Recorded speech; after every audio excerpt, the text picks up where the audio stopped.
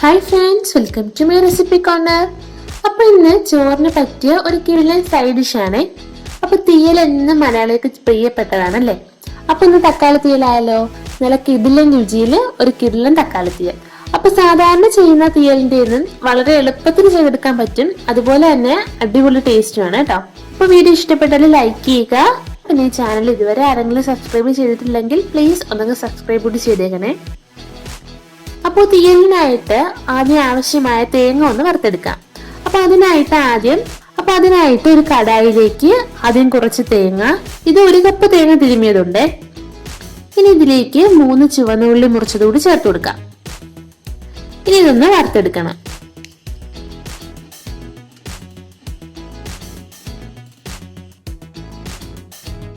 ഇനി ഇതിലേക്ക് നന്നായിട്ട് കറിവേപ്പില കൂടി ചേർത്ത് കൊടുക്കാം.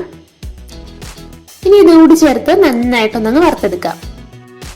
ഇനിയിപ്പോ ഇതിലേക്ക് നമുക്ക് മസാലപ്പൊടികളൊക്കെ ചേർത്ത് കൊടുക്കണം. അപ്പോൾ ഫ്ലെയിം ഒരു സിമ്മിലാക്കിയിട്ട് വേണം മസാലപ്പൊടികൾ ചേർത്ത് കൊടുക്കാനേ. 1.5 ടേബിൾ സ്പൂൺ മുളക് പൊടി, 1.5 ടേബിൾ സ്പൂൺ മല്ലിപ്പൊടി, 1/4 ടീസ്പൂൺ മഞ്ഞൾപ്പൊടി, 2 നുള്ള് ഉലുവാപ്പൊടി. അപ്പൊ ഇതെല്ലാം കൂടി ചേർത്ത് ഈ പൊടികളുടെ പച്ചമണമൊക്കെ നന്നായിട്ട് മാറുന്നവരെ ഒന്നങ്ങ് വറുത്തെടുക്കാം.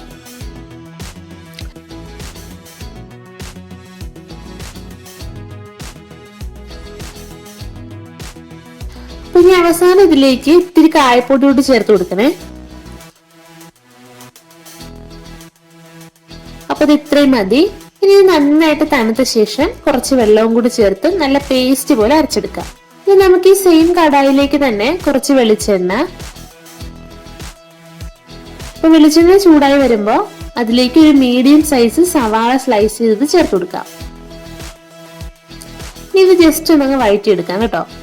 ഒരുപാട് വഴന്ന കളറൊന്നും മാറേണ്ട ആവശ്യമില്ല, ഇത്രയും മതി. ഇനി 2 തക്കാളി മുറിച്ചത് കൂടി ചേർത്ത് കൊടുക്കാം.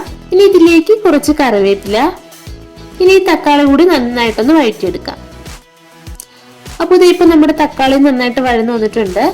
അപ്പൊ തക്കാളി വഴറ്റുമ്പോ ഒരു കാര്യം ശ്രദ്ധിക്കണം, ഒരുപാട് അങ്ങ് വെന്ത് പോകേണ്ട ആവശ്യമില്ല കേട്ടോ. കുറച്ച് കഷ്ണങ്ങളായിട്ടൊക്കെ തന്നെ കിടക്കണം. അപ്പൊ നമ്മൾ ഈ തീയലിൽ വേറെ കഷ്ണങ്ങളൊന്നും ചേർക്കുന്നില്ലല്ലോ. അതുപോലെ തന്നെ ഇനി ഇതിൽ പുളിയും ചേർക്കേണ്ട ആവശ്യമില്ല കേട്ടോ. ഇനിയിപ്പോ ഇതിലേക്ക് നേരത്തെ അരച്ചു വെച്ച തേങ്ങാക്കൂട്ട് കൂടി ചേർത്ത് കൊടുക്കാം. ഇനി ആവശ്യത്തിന് വെള്ളം കൂടി ചേർത്ത് നന്നായിട്ട് തിളപ്പിച്ചെടുക്കാം. അപ്പൊ നമ്മുടെ തക്കാളി തീയല് സാധാരണ നമ്മൾ വെക്കുന്ന തീയല് പോലെ അത്ര ഇങ്ങോട്ട് കുറുകണ്ട കേട്ടോ. ഇത് നന്നായിട്ടൊന്ന് തിളച്ചേരട്ടെ.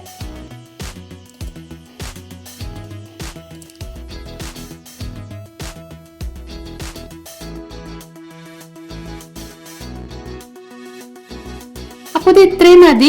ഇതിലേക്കൊന്ന് താളിച്ചൊഴിക്കാം. അപ്പൊ തീയലിന് കുറച്ച് എണ്ണ കൂടുതൽ ഒഴിച്ച് വേണം താളിക്കാൻ കേട്ടോ.